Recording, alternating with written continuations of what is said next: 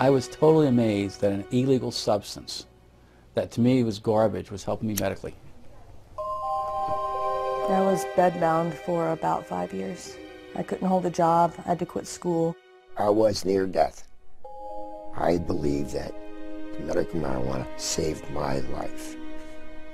I see it as a kind of wonder drug of our time. What this really is the marijuana legalization lobby taking advantage of sick patients. Legitimate sick patients need legitimate medications. It's medicine. If it is a medicine, how come it is not regulated through medical fields? Never in my career did I find a chemical so ill-qualified to be defined as a pharmaceutical. I think the biggest problem is that you're talking about a highly impure substance. You get all this stuff that's floating around in marijuana. 488 substances, 66 cannabinoids. If you find a positive effect, then that justifies drilling down deeper and deeper to see where this positive effect is coming from. There's quite a bit of evidence that suggested that cannabis would be useful for a number of indications. Migraine and nausea and vomiting. Marijuana contains anti-inflammatory, antioxidant, and probably anti-cancer compounds. We found that cannabinoids can almost completely cure cancers in these mice. Do you think that there has been much of a conversation about the science? Not nearly enough. Not nearly enough. I think the political controversies have harmed the research side. You would think that our policies in this country should be driven by science, but I think for the most part they're not.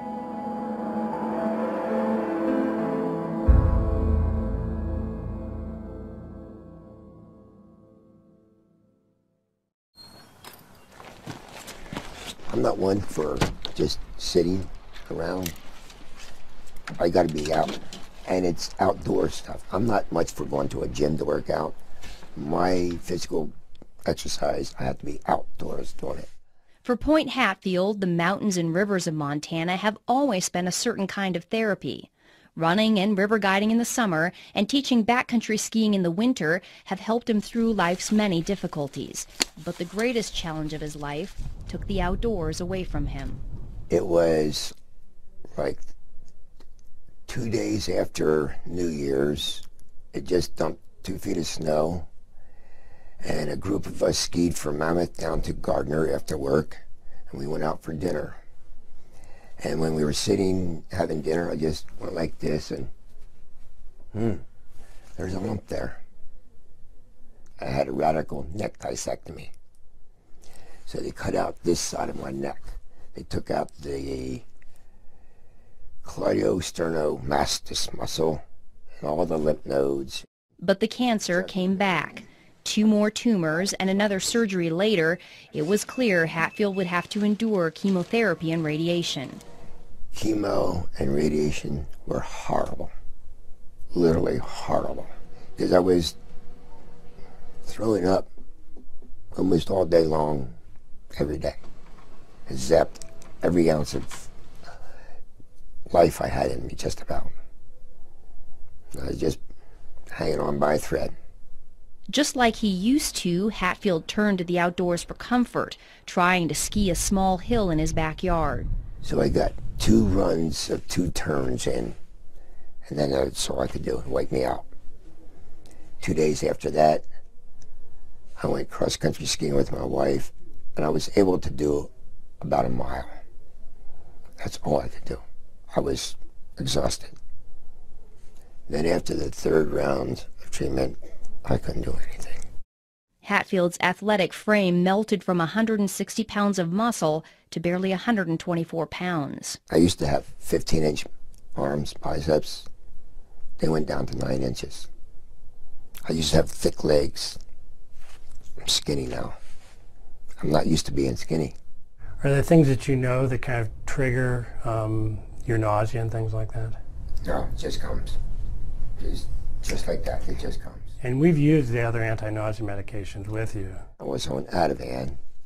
I was on Zoloft.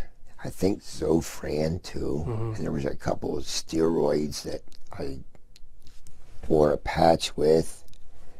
I think there was a couple other drugs too that they tried. Dr. Jack Hensold is Hatfield's oncologist. He says these are common anti-nausea medications that work for most patients. We have very good anti-nausea medications now, and you know, I make a little bit of an advertisement for that right now. People don't get sick on chemotherapy as they used to because the standard anti-nausea medications are so good. But Point Hatfield wasn't one of those patients. They just did not work. Not at all? Not at all. Didn't alleviate anything. So what was the next step? Well, then Dr. Hensold asked me if I would be willing to try medical marijuana. I said, I'll try anything. We've had patients who've tolerated very well, and it's done some really good things for them. Even though Hatfield had his doctor's blessing, he still needed the green light from Wendy Gwenner, the hospital's oncology social worker. We had a fair number of patients who came out of the woodwork who probably were users anyway and said, well, gosh, I've got cancer. Can I get a card? And the answer is no, you can't. Gwenner carefully evaluated Hatfield's case, just like she does with every patient, before signing off on the medical marijuana recommendation. We have to be screening you and making sure that we've used appropriate medications as first-line treatment if our antiemetic medicines have not worked well, and we've gone through our cadre of medicines, then we would go to medical marijuana. After I got the medical marijuana, it just alleviated so much of that sick, pukey feeling, and alleviated the throwing up. Immediately? Immediately. Wow. Immediately. It's like it was a godsend. It was a wonderful thing. Because that throwing up all the time is not good. Right, right. I believe that the medical marijuana saved my life. I couldn't eat anything, couldn't swallow, and I just think it saved my life. 5 years after he was first diagnosed, Hatfield is cancer-free and enjoying Montana's beauty again. Nowadays, he says the beauty isn't the only thing he loves about this state. He loves the progressive voters who passed the state's compassionate use medical marijuana law in 2004, allowing patients like him the option of using a drug at the center of a growing controversy. There's a false stigma attached to it, and I'm doing this interview to help other people. Why not? It's our job to help other people. It's our responsibility. If we can do something for people, why not do it? If something can help somebody, why not let those people have that? Impassioned pleas from patients just like Hatfield have been the spark behind a nationwide movement to allow access to marijuana as a medicine. By the fall of 2010, 15 states had passed laws similar to Montana's. This is all in direct conflict with federal law. Since the 1970s, the U.S. government has considered marijuana a dangerous drug, one with a high potential for abuse and no accepted medical use. It's known as a Schedule I drug, the most restricted category. Marijuana shares its Schedule I status with drugs like heroin, ecstasy, and LSD. Drugs that have a high potential for abuse but do have an accepted medical value are placed on Schedule II. Some of the drugs currently on Schedule II are methamphetamine, cocaine, opium, and morphine. Doctors can legally prescribe medications on Schedule II. They cannot prescribe Schedule I drugs. So doctors like Hensold cannot legally prescribe marijuana to patients like Hatfield. Instead, state marijuana initiatives carve out a gray area, allowing doctors to make a recommendation for medical use. But they do so at their own peril, since the federal government still views any marijuana use, even medical, as illegal. The government publicly says, well, marijuana's not a medicine because we don't have enough studies to show it, or we don't have this, or we don't have that. And you go, well, here I am. You've been sending me this for 28 years. Every month, Florida stockbroker Irvin Rosenfeld receives a tin of 300 federally grown and rolled marijuana cigarettes, complete with a legal marijuana prescription glued to the side. Does it seem hypocritical to you? Of course it's hypocritical. Of course it is. I mean, the fact they've been giving it to me for all this time, they've given me over 120,000 medical marijuana cigarettes so far in my lifetime. In the 28 years, 120,000. Rosenfeld is one of 4 surviving public patients in a little-known federal program. I show them my tin can, and I show them my marijuana, they go, what? What do you mean the federal government grows this? What do you mean the federal government supplies this? They have no idea. It was called the Federal Investigational New Drug Program. Since applications to the program are confidential, the exact number of patients who made it in is unknown. Rosenfeld believes he was one of about a dozen patients who received legal marijuana cigarettes from the federal government. We were able to convince the government that nothing else worked, and so they had no choice but to give it to us. Rosenfeld argued he needed marijuana to treat his terrible pain caused by a rare disorder diagnosed at age 10. It's called multiple congenital cartilaginous exostosis, which means bone tumors on the end of long bones, that whatever tumors I had at puberty will grow as I grow. They mostly grow outwardly into the muscles and the veins, stretching the muscles and the veins, making it very painful and very tender. I'd be screaming and crawling on the floor for 2 hours trying to get the muscles to get back in place. And then once they finally got back in place, the muscle would be so torn that I couldn't walk for 3 days. On top of the pain was the knowledge that any of the hundreds of benign tumors in his body could become malignant at any time. Rosenfeld spent his youth and teen years on synthetic morphine, muscle relaxants, and sleeping pills. By age 20, he was taking more than 200 pills a month, and he was a vocal critic of illegal drugs. I hear kids talk about drugs and things like that, and I go, why are you doing drugs? I mean, look at all I have to do. You'd be thankful you're healthy. Even so, Rosenfeld finally gave in to peer pressure and tried marijuana in college. He says he didn't feel anything and decided the drug was useless and that his friends were just imagining they were high. But a strange thing happened one night while smoking marijuana and playing chess with a friend. Rosenfeld did something he hadn't done in years. He sat comfortably for 30 full minutes. I thought, well, wait a minute.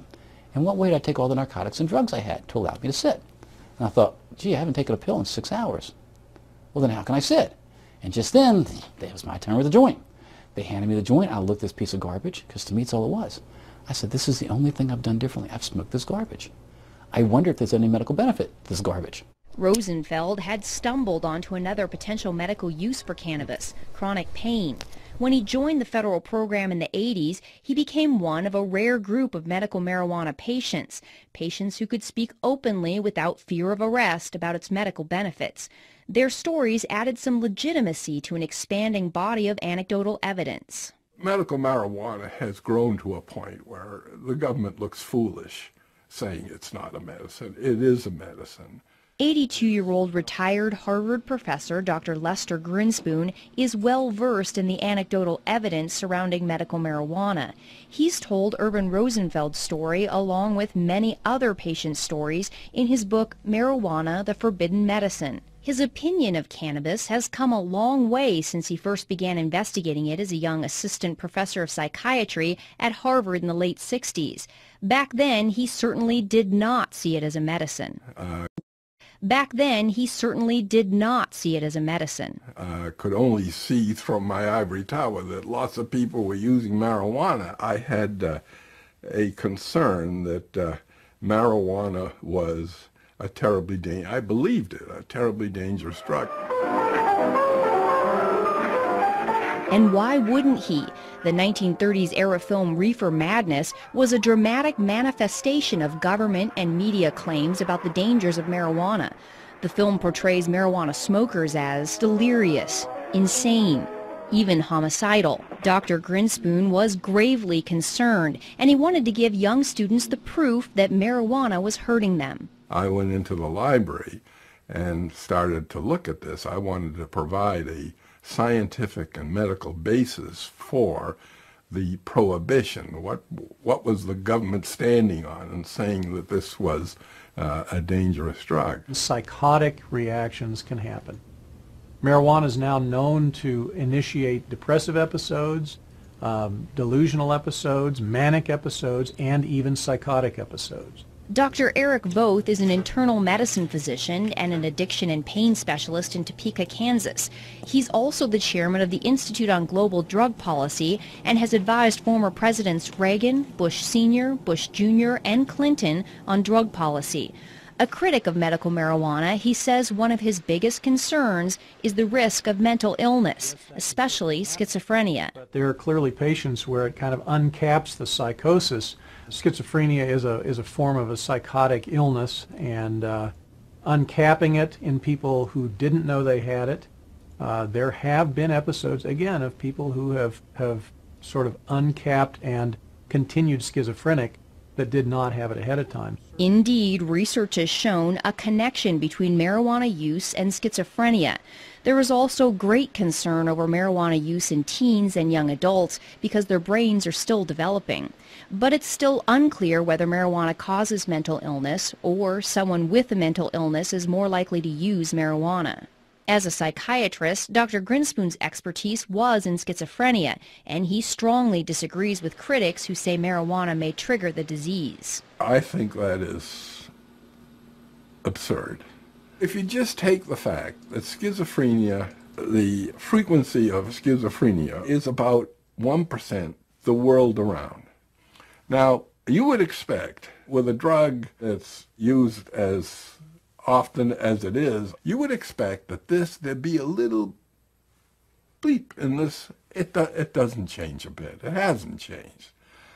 In fact, you can find as much literature about how cannabis is useful to schizophrenic patients as it's harmful. Dr. Grinspoon could not find evidence to back up the government and media reports that marijuana use leads to drug-induced violence,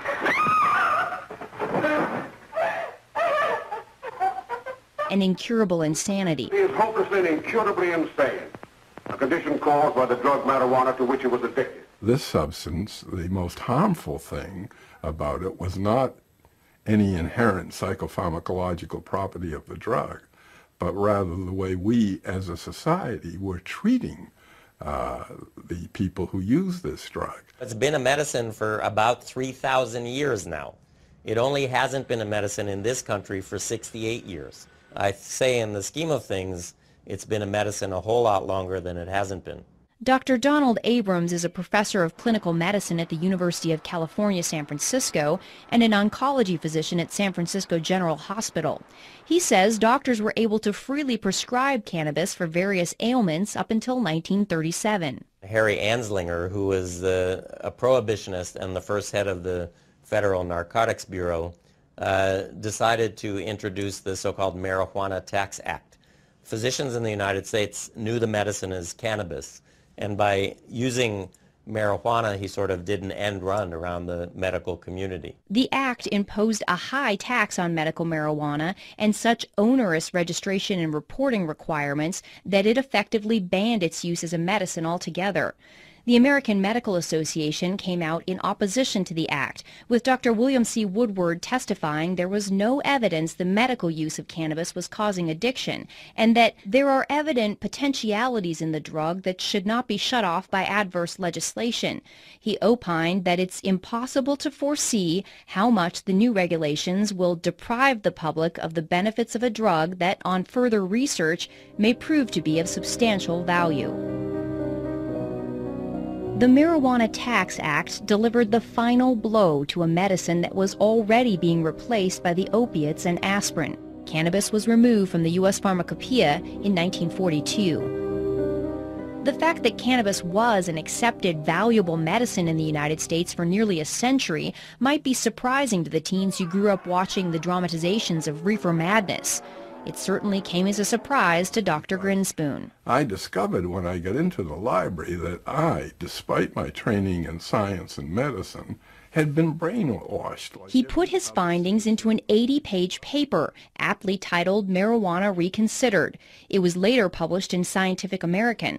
Then his professional investigation of cannabis took an unexpected, personal turn. His son Danny, suffering from childhood leukemia, had begun chemotherapy. The chemotherapeutics that he had to receive were just devastating to him in terms of the nausea and vomiting. It's a nausea that goes right down to your toenails. I mean, it's really beyond description. Even with all his prior research, Dr. Grinspoon still had no idea that marijuana might be able to stop Danny's chemotherapy-induced nausea. One night at a dinner party, an oncology doctor who had read his paper on marijuana related the story of a 17-year-old with leukemia who used marijuana to treat his terrible nausea. On the way home from there in the car, my wife, Betsy, asked me, don't you think we ought to get a little bit of marijuana for Danny the next time he gets... And I said, I'm almost ashamed to say this. I said, no, that would be breaking the law, and I don't want to offend the physicians, you know, who are taking care of him. So I was against it. She's a rather plucky woman, and next time he came in for his chemotherapy, she went up to the Wellesley High School parking lot, and they found his friend Mark, and asked him if Mrs. Grinspoon, wanted a little bit of marijuana. When Dr. Grinspoon showed up for Danny's chemo treatment, he was surprised to find his wife and Danny so relaxed. They were joking, and he was smiling, and no problem. He got on the gurney, had the injection, and whereas before, with this particular chemo, he became nauseous, felt awful right away, and the race to get home before he started to vomit, and then in a bed with a bucket at his side there until it was just dry heaves. That day, he got off the gurney, he said, "Hey, Mom, there's a sub sandwich on Brookline Avenue, I noticed. Could we get a sub on the way home?" When he discovered Danny had smoked marijuana, Dr. Grinspoon was not angry. He was relieved. And I called the doctor, the attending who was taking care of him, and I said, you know, I'm not going to stand in his way doing this again. He said, don't, and don't have him do it in the parking lot. I want to see this myself. And so it went. He never had any difficulty with nausea and vomiting. With the further treatments for as long as he lived, he was free of that anxiety. And I can tell you, it was not only a relief for him, it was a relief for his parents and his siblings. It was a godsend. Not surprisingly, Dr. Grinspoon has become an ardent supporter of legalizing marijuana for medical use. People who suffer from these symptoms and syndromes, depending on just how serious they are, that's always accompanied by anxiety. And to take and artificially impose another level of anxiety, the anxiety involved in doing something which is illegal, for which you can be punished, is cruel.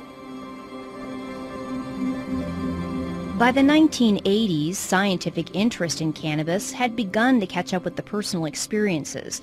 According to a 1982 United States Institute of Medicine report, Marijuana and Health, the preliminary research coupled with anecdotal evidence warranted a closer look at medicinal cannabis. The report also found that marijuana attacks diseases and symptoms differently than other drugs. This offered the tantalizing possibility for drug companies to develop new, novel drugs out of the chemicals in the marijuana plant. The Institute of Medicine called for more research on these chemicals, known as cannabinoids. Even with this encouragement, research on cannabis failed to flower. There aren't many scientists or clinical investigators who are particularly interested in doing research in medical marijuana because it's such a hassle.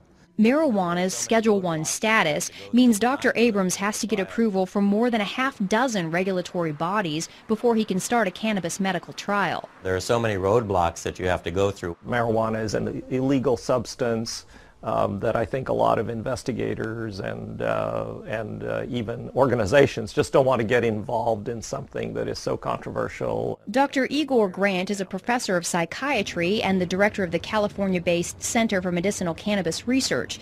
He says not only is the research bureaucratically difficult, it's expensive, and financial backers are hard to find. You know, an ordinary investigator just does not have the time or resources to do this kind of work. I mean, you really need, you know, either federal or state funding or pharma funding, something to navigate this whole system. The center's research was funded by a $9 million grant from California taxpayers. The money allowed for a few legitimate small marijuana trials, including several done by Dr. Abrams, that confirmed what Rosenfeld was saying all along, that cannabis works on pain, especially pain that does not respond to opiates. All of them, to some extent or another, demonstrated that smoked marijuana is effective in this situation for which we really don't have very good treatments. I can say that the cannabinoids are almost certain to be useful in neuropathic pain based on the research that we've done.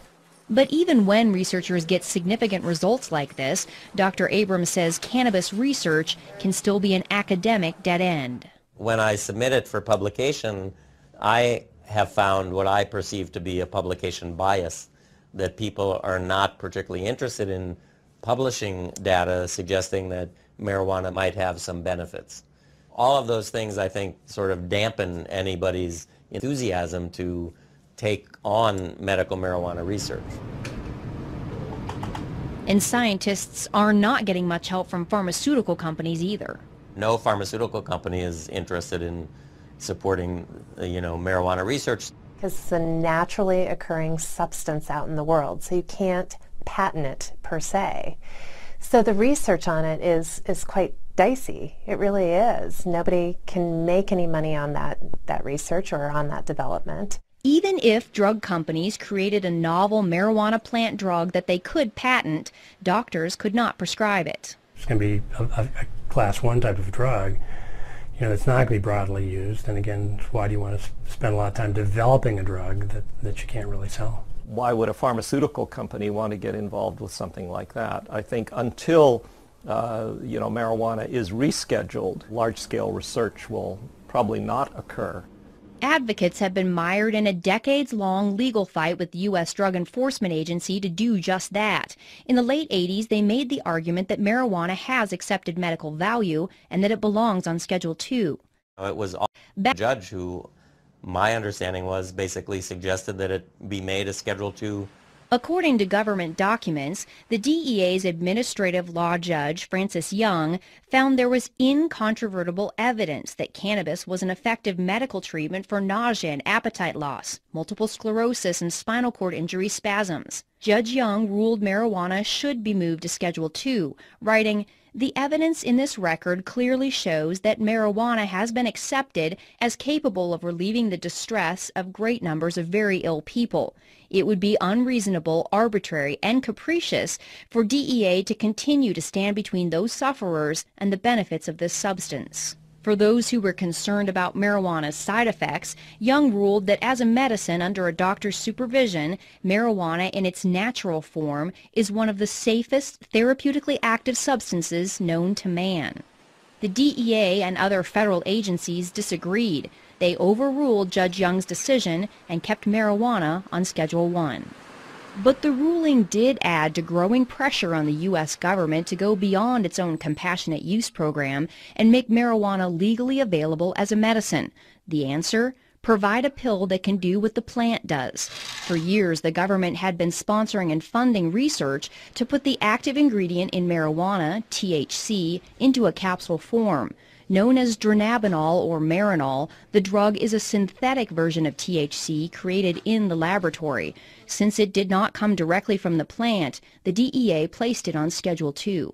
They wanted to have an answer to people like me. There is a medicine out there that people can buy. They don't have to use herbal marijuana. Dr. Grinspoon says the problem is Marinol does not work as well as marijuana. You take people who have used both herbal marijuana, smoked it or ingested it, and Marinol or dronabinol. Every time, never an exception. Oh, I much prefer herbal marijuana. It was my experience when AIDS patients first started taking dronabinol back in 1992 that they didn't like it. The absorption when taken orally of THC is very variable and low. The gut only absorbs 12%, plus or minus a few percent depending on the individual. The problem with taking it through the gut, you have to wait for an hour and a half to 2 hours to know whether you're getting relief from the pain or the nausea or whatever it is you're trying to relieve. How does Marinol compare in all this? I was talking earlier. I mean, do you feel like it's as effective as the plant or no? No. I do not believe Marinol is as effective as marijuana or THC. And why do you say that? I've never really seen it work. We've added on, it's expensive, and I've never had a patient who seemed to get much benefit from it. We really haven't had very much success with patients with Marinol for any side effect management. So there's something that is lost in with the THC in that processing. Dr. Abrams says what's lost in the processing are all the other cannabinoids in the plant, some of which are known to mitigate the high associated with THC, making the patient feel more relaxed instead of anxious. There are 400 other compounds in the plant, including 70 other sort of lookalikes to delta-9 THC, and those are all there for a reason. They provide balance, if you will, the yin and the yang, and my opinion that you lose that balance when you remove the single most psychoactive component from the plant and use that as a pharmaceutical. I've used Marinol on some patients selectively. I've not had any problem with Marinol. Dr. Voth says while he's not overly impressed with Marinol, he would rather have patients take a pill. He says telling a patient to smoke an illegal plant is substandard medicine. I treat a lot of sick patients with all sorts of different pain and neuropathic disorders and cancer, etc. And I cannot think of one circumstance in 27 years of active practice that I've had to say, well, it's time for you to smoke dope. I just haven't. And that includes terminal patients and hospice patients. Anyone who says that, we have adequate treatments for all of the conditions for which marijuana is purported to have some effect, I don't think that is a correct statement. I think the fact is that we have a lot of difficult to treat conditions, and there may be a niche or a place for the cannabinoids with some of those conditions. Oncology social worker Wendy Gwenner agrees. She's personally seen patients who don't get adequate relief from the anti-nausea drugs. And when it comes to getting patients to eat, it is far and away the best medication that we have for chronic wasting and for increasing appetite in cancer patients. There's probably nothing that works as well for appetite stimulation that we have as marijuana. But Dr. Hensoldt says cannabis does have one side effect that certain patients don't like, namely the high. Most of the side effects I worry about with patients are really the euphoria and the altered sense of consciousness that people get, and whether they'll tolerate that or not. Generally, you'd consider a high as an adverse effect, so that adverse side effect for people who don't want to be high is really a problem. For other patients, though, the high could be part of the therapeutic effect. A 1999 U.S. Institute of Medicine report on marijuana found the drug's anti-anxiety and sedative effects could be a benefit. I can't convince myself that the psychoactive part doesn't play a part. If they feel good, that's terrific. But does feeling good lead to addiction? Absolutely. Marijuana is habituating, addictive, whatever you want to call it. Dr. Voth says marijuana has about the same addictive potential as alcohol. The 1999 government report found marijuana was slightly less addictive than alcohol, with 9% of all users experiencing addiction. And marijuana does not have the extreme physical withdrawal symptoms that alcohol and other drugs do. Potential for withdrawal is really minimal because the cannabinoids are stored in fat, so that if you stop using marijuana abruptly, it still leaches out from fat over a number of days, so you don't get a precipitous withdrawal. Regardless of the mild withdrawal symptoms, Dr. Voth believes marijuana's side effects and its addictive potential are just a few of the factors that make it unattractive for drug companies to research. I think it's very unlikely that marijuana will ever make it through the FDA. It's the fact that you're smoking dope, that you're smoking a plant. You're smoking something with 488 substances in it. So there's the rub. Schedule I is a side issue. It may chill things a little, but it's really that you're looking at smoking dope as a medication. Dr. Voth is not the only one concerned about smoking. The 1999 Institute of Medicine report says smoked marijuana is a crude THC delivery system that also delivers harmful substances. There's a lot of things that have hit the literature that have talked about head and neck tumors, for instance, oral tumors, lung cancers even. The Institute of Medicine found that marijuana smoke can deposit up to 4 times the amount of tar in the lungs of a cannabis smoker as a tobacco smoker. Studies have also shown that marijuana smoke contains higher concentrations of the same carcinogens found in cigarette smoke. While scientists are concerned these factors may lead to lung cancer, they still have not found definitive proof, and patient Point Hatfield says smoking is worth the risk. The thing about smoking the marijuana is it's immediate. You don't wait 20 minutes or half an hour or whatever. It's immediate. And for me, immediate relief was a blessing. When you smoke cannabis, by the way, the peak concentration in the bloodstream occurs in 2.5 minutes. When it goes through your lungs, it goes into the right side of the heart, into the left side of the heart, and then right up to the brain. Most people prefer the inhalation method because they can better titrate when the effect comes on, how long it lasts. Dr. Grant says until someone comes up with a fast-acting inhaler, smoking may be their best option. I'm not sort of in the camp of people who say, well, I grant you marijuana may work, but it's absolutely unacceptable because it's smoked. I don't think that's right. Do you worry about patients smoking? I don't. I look at the cost benefit. The cost of having untreated cancer would be far outweigh whatever carcinogens might be introduced to the lungs. Even Irvin Rosenfeld, a patient who smokes 10 to 20 marijuana cigarettes a day, doesn't waste any time worrying about the smoke. No. Why not? First of all, I have over 200 tumors in my body that could go malignant. I should live so long as to die of lung cancer. Okay. A 2006 lung cancer study funded by the National Institute on Drug Abuse gives Rosenfeld even more to smile about. Researchers unexpectedly found that chronic, heavy marijuana smokers not only had no increased risk of developing lung cancer, but they actually had a decreased risk. Marijuana contains anti-inflammatory, antioxidant, and probably anti-cancer compounds in it. This is where the complexity of the plant is both a blessing and a curse. With dozens of cannabinoids and hundreds of other compounds, it's difficult to pinpoint the source of the beneficial effects found in the smoking study. There are challenges in doing research on something that has, 150 different chemicals in it. Critic Dr. Eric Voth believes the true medical potential of cannabis lies in targeting some of those chemicals, not smoking the entire plant. There are elements in the cannabinoids and various cannabinoids that have a lot of positive effect and very little addictive or high causing effects.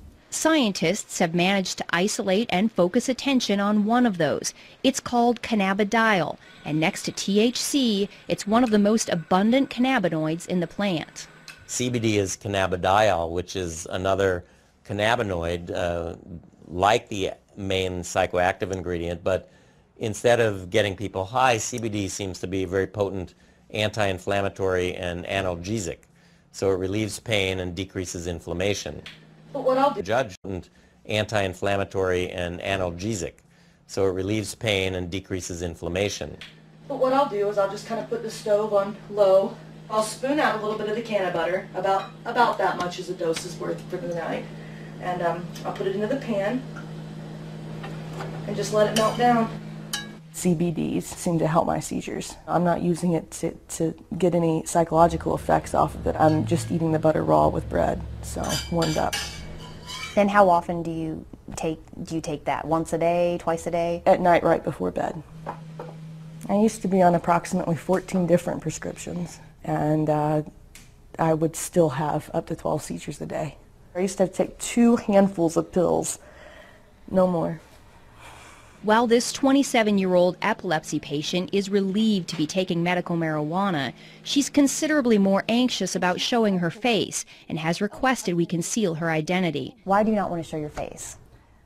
I am not comfortable showing my face because of all the discrimination that has already happened. She says both she and her husband have lost jobs when she spoke openly about her use of marijuana as a medicine. But the fact of the matter is, somebody has to speak up or nobody will hear these stories. She chose to tell us her story in her artist's studio.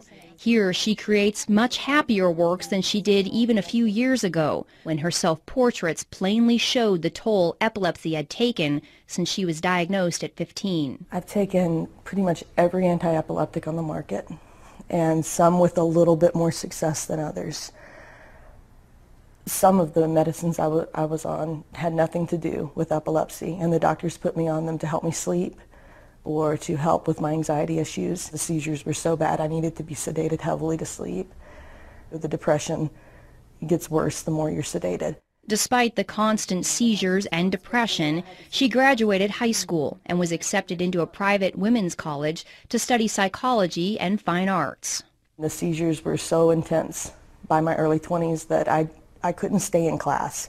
And as the stress of exams would come closer, that would trigger seizures. She had to withdraw from college just a handful of credits short of graduation. The seizures were so bad and the medication so debilitating that getting a job wasn't even an option. She was bedbound for years while the epilepsy ruled her life. My husband would have to call me, 25 times a day from work just to make sure I was still breathing okay. I could not shower by myself because if I slipped and fell, it only takes a half inch to drown. So we were living on pins and needles with me having that many. That's when she decided to move to a state with a medical marijuana program.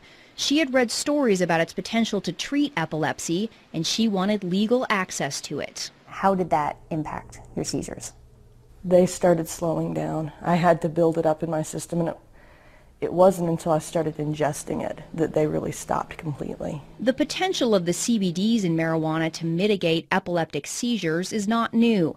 Scientists who put together the 1982 U.S. Institute of Medicine report found substantial evidence from animal studies to indicate that cannabinoids are effective in blocking seizures and that there is strong support for further investigation into the utility of CBD in human epilepsy.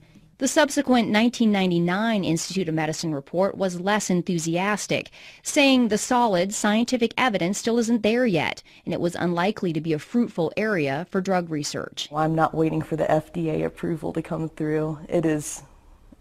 I know how it affects my body, and that's one thing that I've learned through taking prescription drugs all these years. I have to know how this stuff is going to affect me, not what somebody else says it does for them. Not only has it completely stopped her seizures, but she says something in the plant works for her anxiety, depression, and insomnia too. So she sees the scientifically undesirable cornucopia of substances in the plant as a benefit, not a detriment. The fact is it works. It works better than anything I've ever tried, any pill I've ever taken. The cannabinoids have multiple actions. It's not just on pain or, in her case, maybe anti-epileptic action, but for many people, they have a sedative and anti-anxiety effect and so forth. I'm a cancer doctor, and I often suggest to my patients that they consider marijuana for their loss of appetite, nausea, pain, depression, and insomnia. It's one medicine they could use instead of 5. Critics of medical marijuana are highly skeptical of claims it can treat just about everything. How is it possible that one plant has the potential to treat so many different ailments?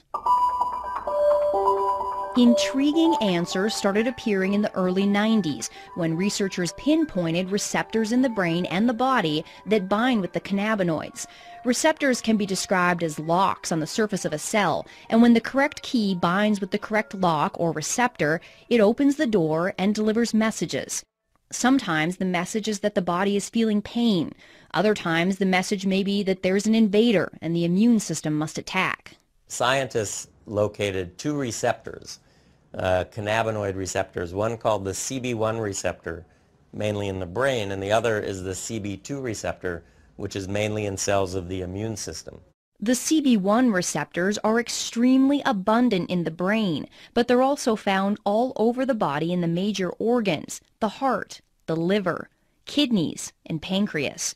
After finding all these locks that accepted the cannabis key, researchers made the next big discovery. The human body makes its own cannabinoids, called endocannabinoids. We have this whole elaborate system where we have these receptors in our brain and in our immune system, and these circulating chemicals that we produce ourselves that really are very, very similar to the chemicals in the marijuana plant. The only difference is that the endocannabinoids that we produce are in such small quantities and they're also rapidly degraded, so that therefore we are not high all the time, or we don't have that feeling of euphoria all the time. Dr. Prakash Nayagarkatti is a professor of pathology and microbiology at the University of South Carolina. For the last decade, he's been doing research on what's become known as the human endocannabinoid system. The precise functions of the endocannabinoid system is it's still being understood, actually. The discovery of the system, however, is already revealing clues that have bolstered the personal stories of relief. The areas of the brain that control nausea and vomiting, chronic pain, and epileptic seizures all have cannabinoid receptors. What do these things do? Well, in the brain and the nervous system, the cannabinoid system seems to exert kind of a dampening effect. It's kind of an internal, I like to think of it as a neurological shock absorber. And when they looked in other animals, they found these receptors were present in basically all animal species. So why do dogs and monkeys, for example, need to have cannabinoid receptors? They must be playing a very critical role in trying to maintain some of the physiological functions. The whole development of the fact that there are cannabinoid receptors in endocannabinoids has really given drug companies and pharmaceutical investigators a lot of opportunity to try to manipulate the body's own cannabinoid system. That's because now they can create synthetic drugs that target the receptors instead of taking chemicals from the plant. By avoiding the plant, they get around the controversies and complications of its Schedule I status. A search of the U.S. patent database reveals numerous large pharmaceutical companies have filed recent patents claiming their cannabinoid receptor drug has the potential to treat almost everything: multiple sclerosis, Alzheimer's, Parkinson's, rheumatoid arthritis, Tourette's, epilepsy, heart disease, obesity, various mental illnesses, and the holy grail of medicine, a cancer cure. We feel that these cannabinoids give us an opportunity to study their functions, and see how we can exploit them, how we can manipulate these cannabinoids and the receptors to find cures for a large number of diseases currently in which there is particularly no cure. As an immunologist, Dr. Nayagarkatti and his researchers at the University of South Carolina are exploring the impact cannabinoids and the CB2 receptors have on the human immune system. Both U.S. reports on marijuana found the cannabinoids do suppress the immune system, and previously this was seen as a concern. But Dr. Nayagarkatti believes tamping down the immune system could be a good thing. Is a concern, but Dr. Nayagarkatti believes tamping down the immune system could be a good thing. There are about 80 different autoimmune diseases, and basically autoimmune diseases are triggered by your immune system going haywire, getting hyperactivated and destroying certain cells and certain tissues. In multiple sclerosis, for example, the immune system suddenly begins attacking the brain and the spinal cord. Rheumatoid arthritis and lupus are similar diseases caused by the chronic inflammation associated with an immune system gone amok.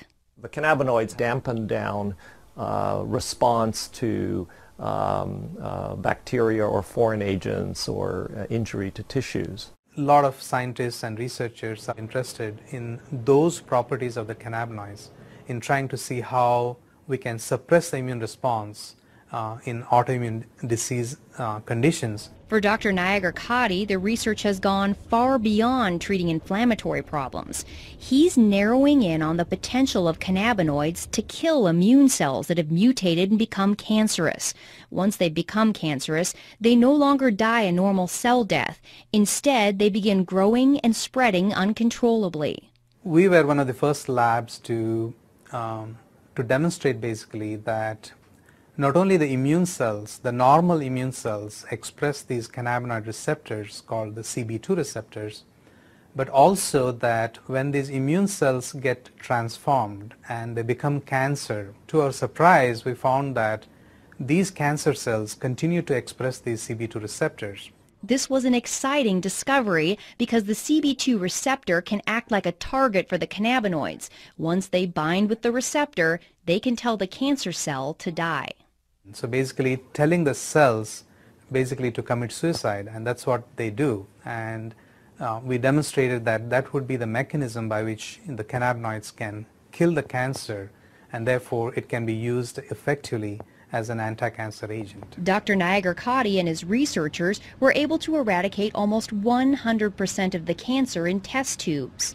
But they were skeptical they would see similar results when they moved on to tumors in mice. To our surprise, we found that almost 25 to 30% of the mice completely rejected the tumor. They were completely cured.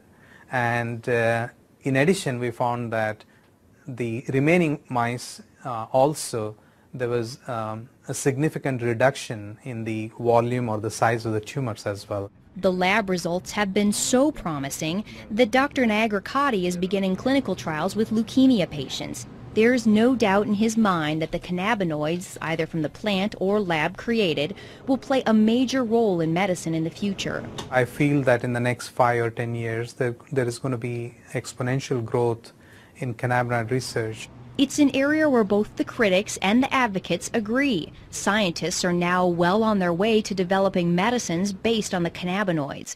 It begs the question, however, will modern medicine eventually make the marijuana plant obsolete?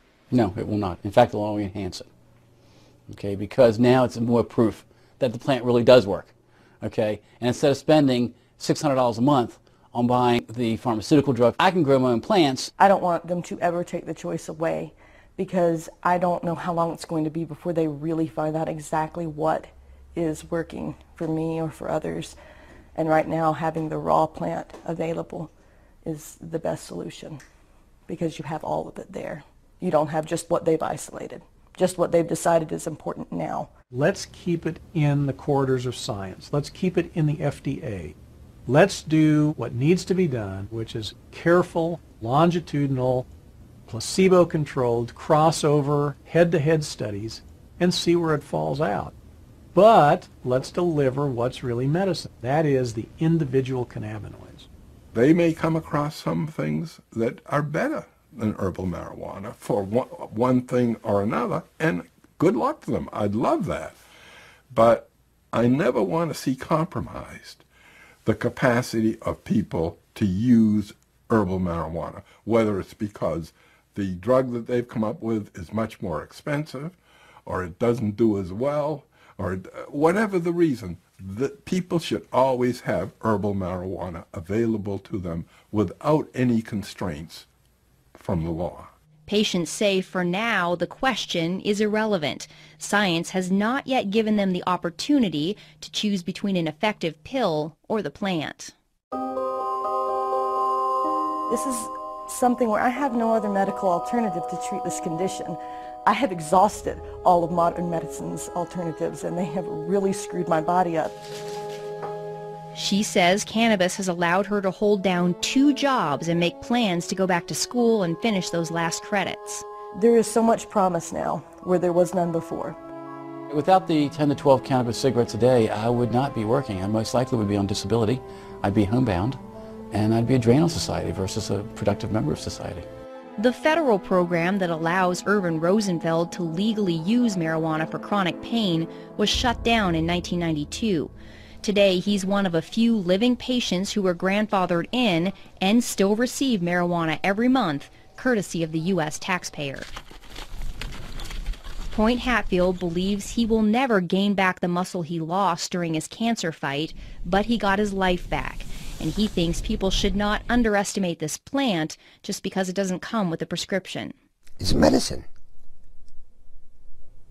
It's medicine just like aspirin is, or Zoloft, Ativan. It's a medicine. Marijuana is here to stay. It is certainly here to stay as a medicine. Dr. Grinspoon says the social stigma surrounding marijuana has damaged the medical research for too long. Today, he's on the advisory board for the marijuana advocacy group NORML, because he believes the only way marijuana will reach its true medical potential is if it's fully legalized. He's felt this way since the 70s, when he predicted the medical promise of cannabis would lead to a repeal of the prohibition in less than a decade. For years, I waited for my prophecy to come true. And I despaired that I would never see it in my lifetime. And I'm 82 and I have cancer now, so I'm not sure I will, but at least I'm seeing, you know, here this boat was dead in the water for all the years I was running around testifying, so forth. Nothing. And now, since medical marijuana, wow, are we making progress. Well, you're going straight to the heart of the issue, which really is the medical excuse movement is a means to get the camel's nose under the tent. The folks that are pushing the medical excuse movement really come from the medical legalization movement. I think it's not helpful to brand people's motivations. It may be the case that there are some people out there who really are trying to legalize marijuana under the cloak of medicine. I don't happen to be one of them.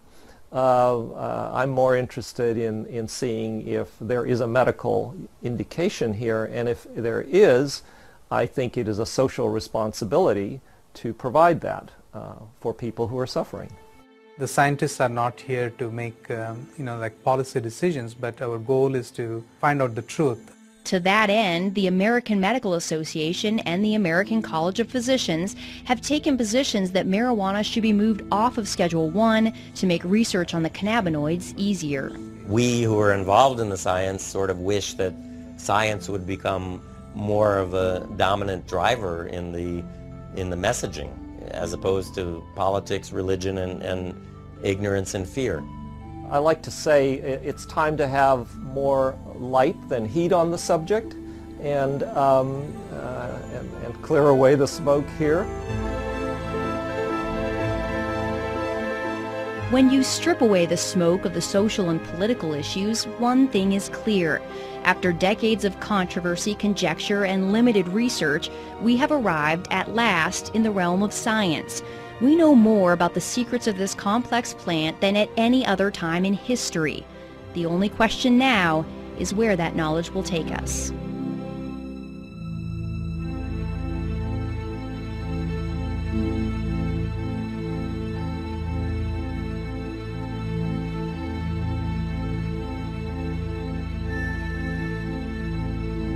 Support for this program was made possible by the Friends of Montana PBS and the University